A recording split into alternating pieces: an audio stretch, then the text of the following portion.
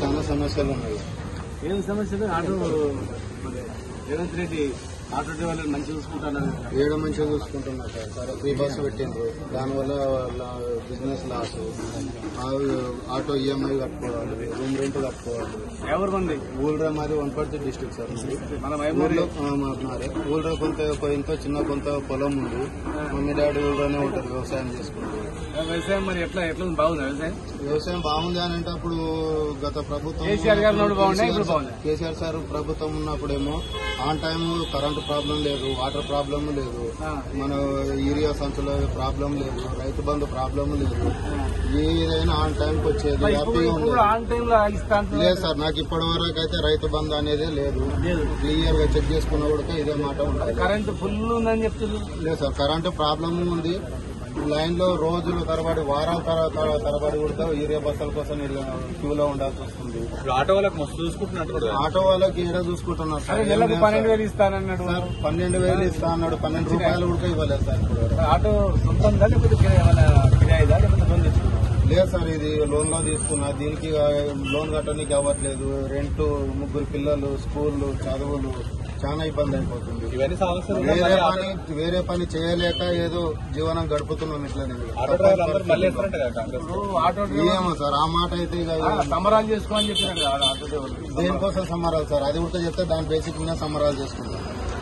సంబరాలు చేసుకోమని చెప్పింది కదా, ఈ బేసిక్ మీద చెప్తే దాని మీద మేము కూడా సంబరాలు చేసుకుంటాం.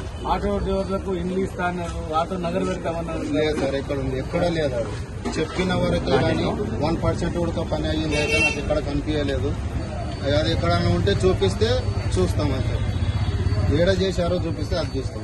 మరి ఇంటికాడ కరెంట్ లేదు, కానీ పిండి సంవత్సరాలు వచ్చినాయి. పిండి సంవత్సరాలు, నెలలు, వారాలు, వచ్చే నెల అంటే దాని ఆన్ టైంలోనే మనం ఆకలైనప్పుడు అన్నం తింటేనే మనకు కడుపు నిండుతుంది.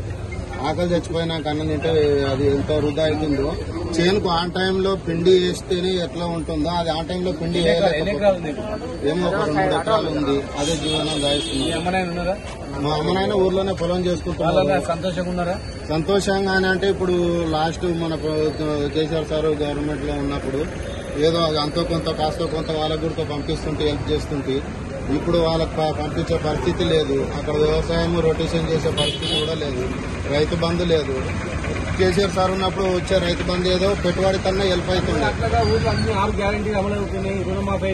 లేదు సార్, ఈ ఒక ఫ్రీ బస్సు తప్ప ఏది పెట్టలేదు. అది ఫ్రీ బస్సు పెట్టి ఆటోలో కొట్టగొట్టేసింది.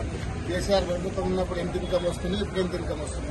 సార్ ప్రభుత్వం ఉన్నప్పుడు సమస్య లేకుండా మా జీవనం మాది సాఫీగా సాగిపోతుంది.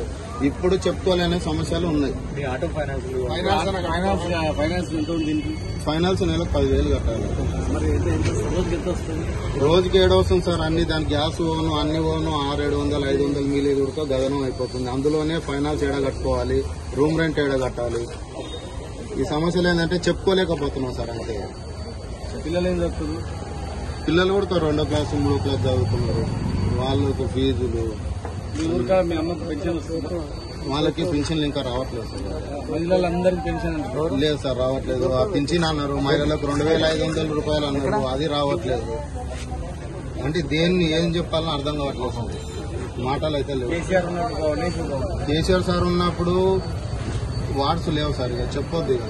అంటే ఇది లోటు ఉంది అని. కేసీఆర్ గారికి ఎందుకు సార్ మనం ఒకరైనా సార్, అది ఊర్లో ఏంటంటే వీళ్ళకు చెప్పారు కదా అప్పుడు. ఇప్పుడు కేసీఆర్ సార్ మీకు రైతు బంధు 10,000 ఇస్తున్నాడు, మేము 15,000 ఇస్తాము. అన్నిటికన్నీ దొంగ వాగ్దానాలు చేసి ఆడ మొత్తము మోసం చేసిండ్రు. ఇప్పుడు గద్దె ఎక్కిన తర్వాత నెత్తిన చేతులు రేవంత్ రెడ్డి గారు హామీ ఇచ్చారు కదా 12,000 ఇస్తామని. 3 months వచ్చినాక 12 రూపాయలు కూడా లేదు సార్. 12 రూపాయలు కూడా లేదు. రేవంత్ రెడ్డికి ఇప్పుడు బుద్ధి చెప్పే అవకాశం వచ్చింది. ఏం చేయాలనుకుంటున్నారు? అది చెప్పే అవసరం లేదు సార్, ఆటోమేటిక్ తెలిసిపోతుంది. జూబ్లీస్ ఎలక్షన్స్ వచ్చినాయి, నువ్వు ఆటోలు తిరుగుతుంటావు, జనం ఏమంటున్నారు సార్? అసలు ఈ మళ్ళీ మన కేసీఆర్ ని తీసుకొని రావాలి అని అంటున్నారు. పబ్లికే అంటున్నారు. 100% అదే డిస్కషన్ చేస్తుంటాం కదా. అది ఉన్నప్పుడే బాగుండే, కేసీఆర్ సార్ ఉన్నప్పుడే బాగుండే. అట్లీస్ట్ ఇప్పుడన్నా ఈడ సార్ ని తెప్పించుకుంటే ఇదే మొదటి మెట్టు అవుతుంది అని జనాలు టాక్ ఉంది. 100% ఉంది. జై తెలంగాణ.